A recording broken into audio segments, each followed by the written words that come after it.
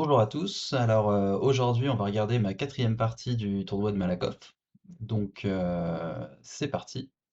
Alors aujourd'hui, je joue avec les blancs. Donc je commence par jouer donc E4, donc E4 pour essayer de faire une partie italienne, donc suivi de E5. Ensuite cavalier F3 pour attaquer le pion en E5, qui est défendu par l'autre cavalier. Ensuite, on développe le fou sur la case C4. Et une fois que c'est fait, et l'adversaire peut répondre soit par un coup du cavalier, soit classiquement par un fou ici. Et donc là, c'est une partie italienne. Il y a beaucoup de variations possibles. Mais pour cette partie, j'avais décidé de jouer quelque chose de très agressif. Donc la variante agressive que j'ai décidé de jouer, c'est ce pion au centre. Donc c'est ce que j'ai fait. Mon adversaire a pris. Là, derrière, vu que mon adversaire a pris le pion au centre, je vais pouvoir pousser mon autre pion pour attaquer son cavalier. Donc c'est ce que je fais.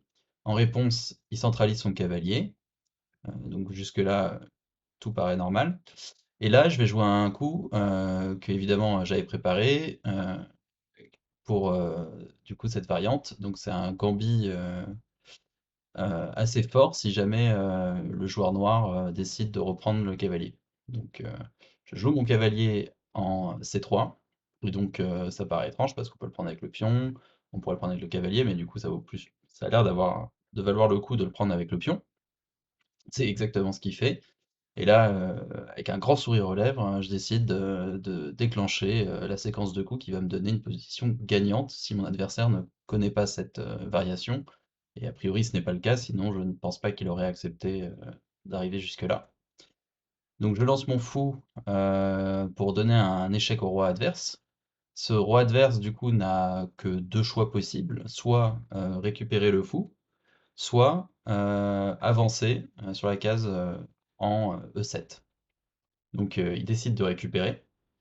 Et en récupérant, je vais pouvoir jouer dame D5. Et en jouant ce coup dame D5, donc sur échec, je menace de recapturer le cavalier, mais surtout j'empêche le roi d'aller se terrer sur cette case en G8. Donc le roi va avoir un choix à faire qui est soit de se rapprocher, soit de revenir en arrière, soit de se décaler. Dans tous les cas, je vais avoir des coups qui vont suivre, qui vont me permettre de mettre mon adversaire dans une situation très difficile. Donc il décide de revenir sur la case 8. Derrière, je récupère le cavalier. Mon adversaire développe son fou pour soutenir son pion, dans l'idée sûrement qu'en capturant, il pourra déclencher un échec sur mon roi, et ce qui lui permettra, vu que je serai obligé de réagir à l'échec, de reprendre ma tour et de créer une reine. Donc je fais petit roc pour éviter ce coup-là. Mon adversaire décide d'attaquer au centre, et là, c'était une erreur, parce que je peux reprendre ce pion en passant, tout en déclenchant un échec sur le roi adverse. Donc là, son roi est complètement ouvert, et quel que soit le coup qu'il va faire, je vais me retrouver dans une situation gagnante, qui va me permettre de gagner soit plus de matériel, donc soit de terminer la partie. Donc il avance son roi. Donc sur ce coup, j'ai décidé de le remettre en échec avec mon cavalier. Alors on pourrait se dire pourquoi, puisqu'il peut récupérer le pion ici, ça paraît pas pertinent. Sauf que en fait, ce pion, il peut pas le recapturer. Donc effectivement, au début, il décide de prendre avec le cavalier. Ensuite, je décide de le remettre en échec. Sur ce coup-là, il décide de prendre le pion. En prenant le pion, il découvre une attaque sur ma reine, sauf que en fait, ce pion, il était empoisonné, parce que derrière, avec ma tour, je vais pouvoir le mettre en échec et menacer sa reine. Donc maintenant, je n'ai qu'un seul plan, c'est du coup, une fois que son roi aura bougé, c'est de lui remettre en échec avec ma reine, dans une position où il ne sera pas capable de bouger sa propre reine pour sortir de cette vision de ma tour. Donc voilà, il bouge sur le côté, donc voilà, il bouge son roi sur le côté, et j'ai toujours cette attaque sur ma reine, donc je ne peux pas tout de suite aller récupérer sa reine, parce que si je fais ça, je perds ma reine. Donc je lui redonne un échec, il décale son roi, tout est bon, je n'ai plus qu'à prendre sa reine et ça devrait être assez facile de terminer la partie. Sauf que ça, c'est ce que j'aurais dû faire et c'est pas ce que j'ai fait. Dans cette position-là, je me suis dit: «Tiens, son roi, il a l'air quand même vachement en détresse, son cavalier, n'est pas défendu, je peux le manger. Son fou, pareil, il est pas défendu, je peux le manger sur échec en plus». En tout cas, sa position, a l'air très difficile à défendre et tant que je continue de mettre des échecs, je peux toujours, récupérer sa reine quand je considère que la situation est suffisamment avantageuse et que je n'ai pas d'autres, disons, séquences de coups possibles pour, embêter son roi ou pour gagner la partie tout simplement. Donc plutôt que de prendre sa reine, je décide de jouer, fou E3 donc pour rajouter une pièce dans l'attaque en me disant que plus j'aurai de pièces, sachant que lui, son fou, sa tour et son autre tour ne peuvent pas jouer pour l'instant, donc plus j'ai de pièces dans l'attaque, plus j'ai de chances de le mater. Ce à quoi il répond avec ce coup C5. Donc je ne l'avais pas du tout vu venir. J'avais envisagé tous les déplacements du roi, mais pas du tout le fait de bloquer mon fou. Alors là, j'ai commencé à réfléchir à ce que je pouvais faire comme suite. Encore une fois, je pouvais prendre sa reine, c'est ce que j'aurais sûrement dû faire, mais sur le coup, j'ai remarqué que j'avais ce pin sur le roi adverse, donc ce pion ne peut pas bouger. Et en voyant ça, je me suis dit: «Ah ah! Quelle super idée, je peux continuer à le mettre en échec tout en prenant son fou». Donc c'est exactement ce que j'ai fait. Heu, donc il n'a pas d'autre choix que de bouger son roi. Donc là, encore une fois, je suis à la recherche d'un coup qui va me permettre de faire avancer, la partie pour arriver à un échec et mat. Et je me dis: «Tiens, bon, son roi, j'aimerais éviter qu'il se retrouve ici, en arrière, dans la case B8, parce que ça sera sûrement difficile de le mettre, mat, là-bas et ça va lui permettre de contre-attaquer». Donc je réfléchis un petit peu et je me dis: «Tiens, si je lui donne un autre échec au roi, je pourrais le forcer à revenir ici et une fois qu'il sera là, avec ma reine, j'aurais plus qu'à prendre le pion qui est défendu par le fou. Du coup, ça va l'empêcher de grâce parce que ma reine serait à la place de ce pion noir, j'attaquerai ces cases-là et ces cases-là. Donc le roi qui sera ici, normalement, n'aura plus qu'un seul choix, c'est revenir en arrière et je serai sûrement à quelques coups de la victoire. Donc du coup, je joue ça, je le mets en échec, sauf que à cet endroit-là, ce que je n'ai pas vu et ce qui devait arriver arriva, il a réussi à défendre du coup avec sa reine. Et donc sa reine n'est plus menacée par ma tour. Euh, et là, je commence à avoir les grosses gouttes de sueur qui arrivent parce que je me dis pourquoi avoir fait tout ça? Il va juste prendre sa reine. Donc je commence à me dire: «OK, c'est pas grave, si ça se trouve, je peux continuer, ma petite folie en mettant, une tour ici, ça mettrait le roi en échec. Bon, il pourrait défendre en avançant son pion. Une fois que son pion est avancé, qu'est-ce que je fais? Comment je continue à le mettre en échec?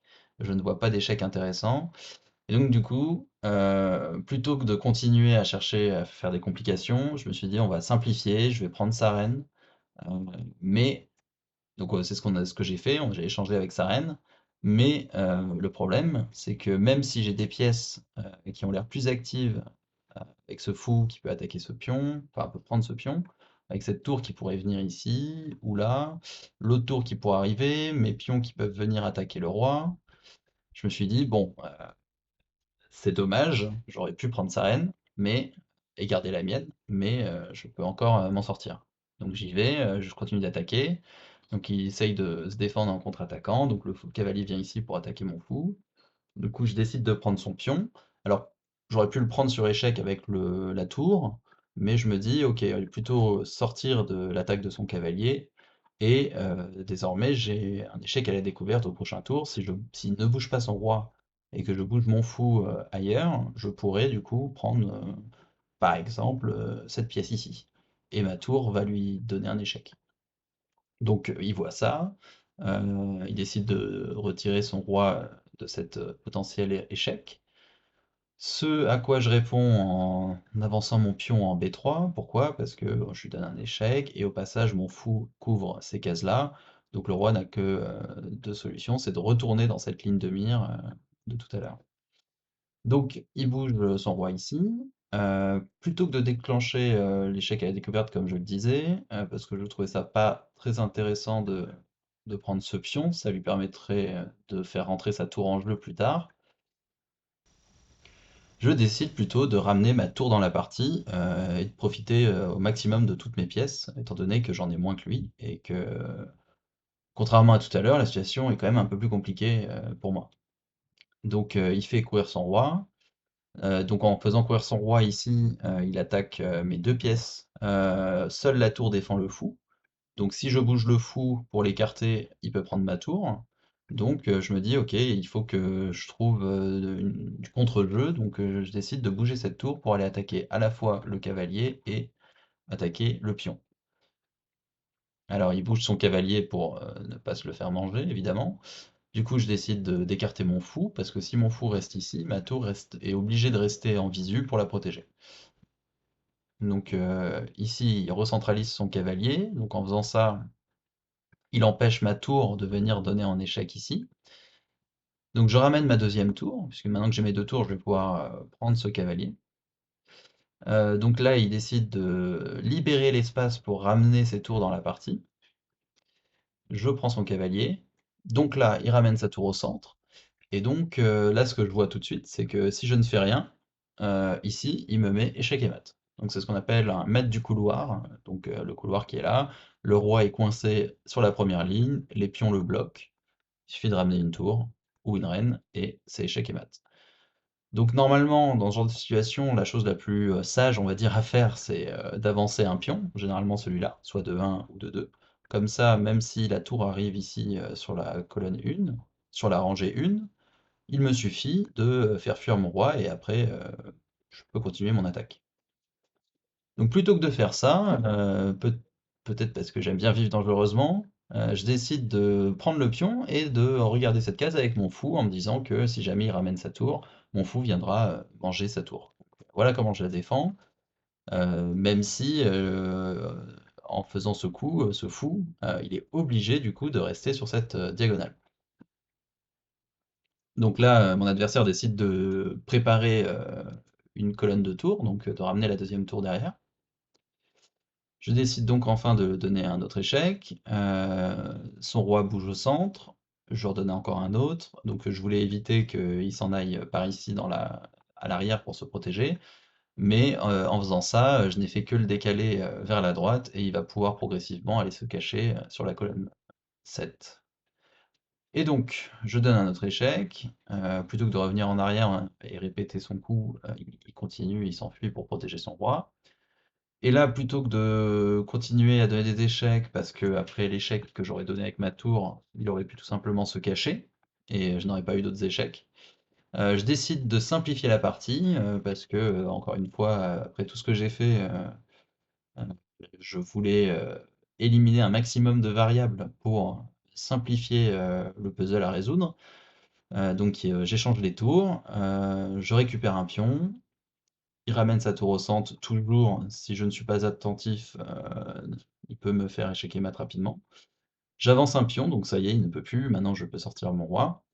Donc l'idée de ce pion, c'est aussi, de ramener, de la force, d'attaque pour essayer de mater son roi évidemment, mais aussi potentiellement, de le pousser jusqu'au bout pour créer une reine.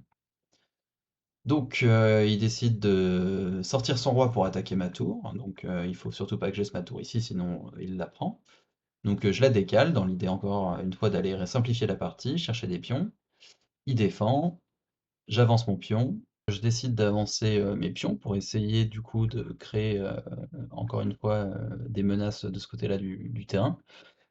Il décide de simplifier en attaquant et aussi potentiellement de cacher la vision que ma tour a sur ce pion. Donc pour éviter de le perdre contre son fou, je décide de le protéger. Il décide de prendre, je reprends pour éviter toute menace d'un pion qui puisse arriver de sa part sur ma colonne. Son roi vient attaquer mon fou. Et du coup, ici, j'aurais peut-être pas dû faire ça, mais j'ai voulu essayer quelque chose. Donc l'idée c'est que si jamais il prend le fou, je voulais jouer ma tour en A7 pour paralyser son fou à lui avec son roi qui sera à la place de mon fou. Et c'est du coup, lui, il a pris mon fou. Sauf que après avoir joué ce coup, j'ai réalisé que en fait, bah, je menaçais pas grand-chose, quoi. Si ma tour était là, au-dessus et attaquer son fou, bah, il pouvait tout simplement bouger sa tour ici pour défendre son fou et ça n'aurait pas changé grand-chose. Donc du coup, je décide d'avancer mon roi ici, comme ça je couvre ces trois cases contre l'attaque de sa tour. Ensuite, du coup, il ramène son roi au centre. J'avance encore mon roi parce que je voulais protéger ces trois cases-là particulièrement pour éviter que sa tour puisse venir et venir manger les pions à l'arrière. Donc voilà, il bouge son fou et à ce moment-là, je fais euh, un coup catastrophique. Alors non, il arrive. Mais d'abord, je donne un échec à son roi, qu'il protège avec sa tour. Et là, je décide d'attaquer son fou. Donc je joue un peu vite, et c'est le coup fatal. Il peut répondre avec une magnifique fourchette entre ma tour et mon roi, et ça a sonné le glas de la partie.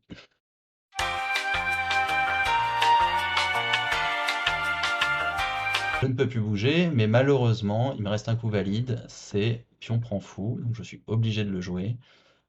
Ce à quoi il répond avec la tour, je récupère son pion, il éloigne la tour, donc c'est classique. Et là, on est à deux doigts d'échec et mat parce que celui qui met sa tour ici, il me met en échec et son roi couvre en fait les trois cases qu'il y a devant lui. Donc là, je ne sais pas trop pourquoi, sûrement pour essayer, on ne sait jamais, au cas où mon adversaire fasse une erreur.